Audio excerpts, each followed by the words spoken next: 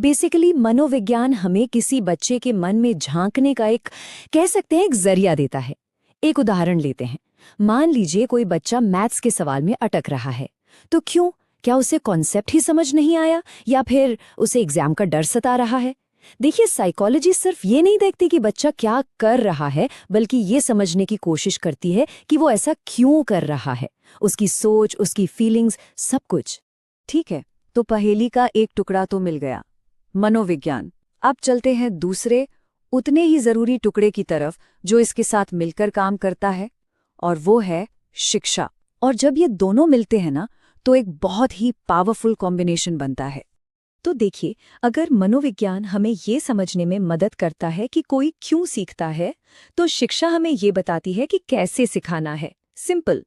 तो फिर इस शिक्षा का असली मतलब क्या है? चलिए इसको भी जरा समझ लेते हैं। एक बात साफ समझनी होगी, शिक्षा का मतलब सिर्फ किताबों से फैक्ट्स रटना नहीं है, बिल्कुल नहीं। ये एक ऐसी प्रोसेस है जो विकास को एक डायरेक्शन देती है। असल में तो ये एक ऐसा माहौल बनाने के बारे में है जहां सीखना अपने आप नेचुरली हो। ऑलराइट, तो अब हमारे पास मनोविज्ञान भी है और शिक्षा भी, दोनों बिल्डिंग ब्लॉक्स तैयार हैं। तो चलिए अब इन्हें जोड़ते हैं और देखते हैं कि क्या होता है। यहीं से एजुकेशनल साइकोलॉजी का असली जादू शुरू होता है।